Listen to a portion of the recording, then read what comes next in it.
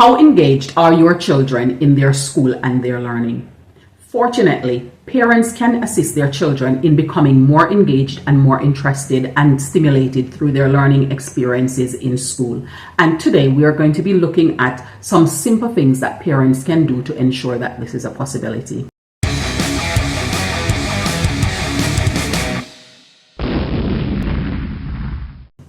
Welcome back to Global Teachership Hub. Today we're going to be looking at how as parents we're able to raise curious children. Children who are curious to discover new things and who are intrinsically motivated to learn are much more engaged in schools and their learning experiences. They are more likely to excel and to explore ways to learn that enhances their performance. What are some of the things that parents can do to encourage this behavior in their children?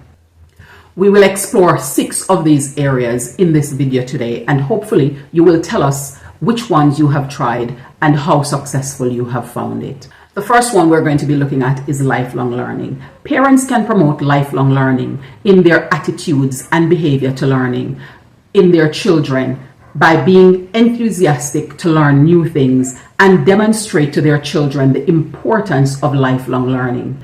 Parents can involve their children in meaningful learning and discovery using extracurricular activities as a family as well as for the children on their own. Number 2 is to give children the opportunities to make decisions and experience consequences.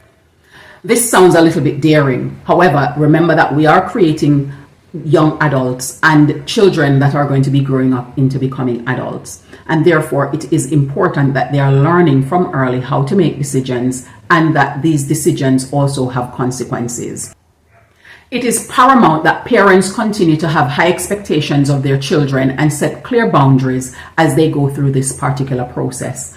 They need to be given the freedom to make decisions on certain schedules, both for themselves and also for the family, and allowing them to see the consequences of their results and, where necessary, adapt the process for achieving success.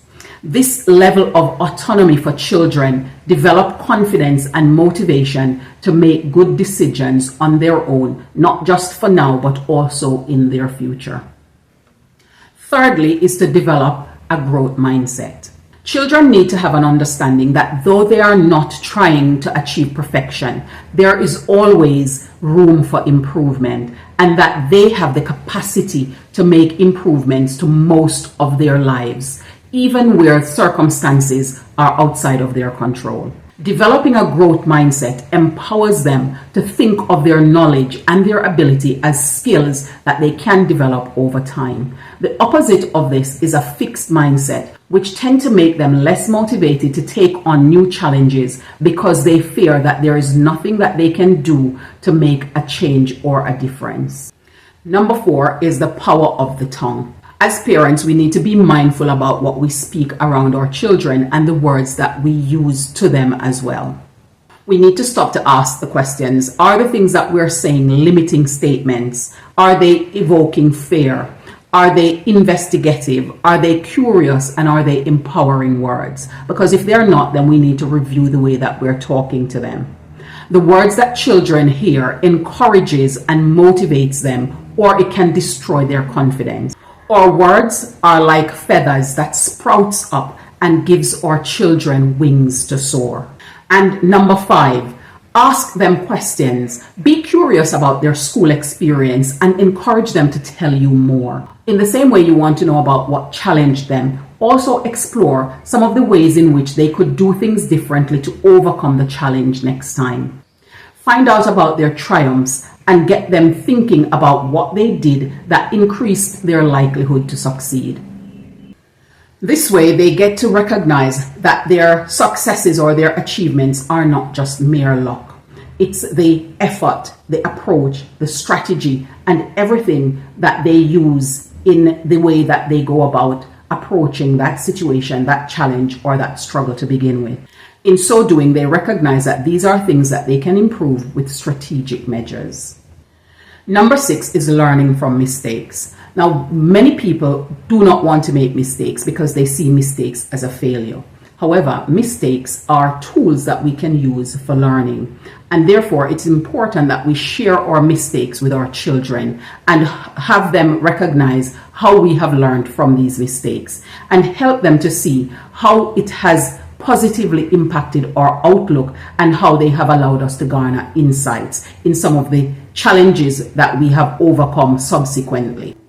Instead of using their failures as defeat, give them the opportunity to dissect it so that they can use it towards their accomplishments for the future. Some of the questions that they need to ask are: what led to their failure? How it impacted their outcomes? What lessons can be learned from it? How can they improve their situation, not just now, but in the future when they come up against something like this again? And also, how will it impact their decision-making process in the future? Research has shown that children who have a healthy level of curiosity, exploration, interest in learning, and are intrinsically motivated are more likely to become happier, fulfilled, and successful adults. As parents, it is important that we're creating room for our children so that they are able to face their own fears as they watch us face our fears and limitations, and so that we are not unconsciously passing on to them things that are limiting. Instead, it's important that we are proactive in giving to them the foundations that they require to become the children, adolescents, and adults that we hope that they'll become.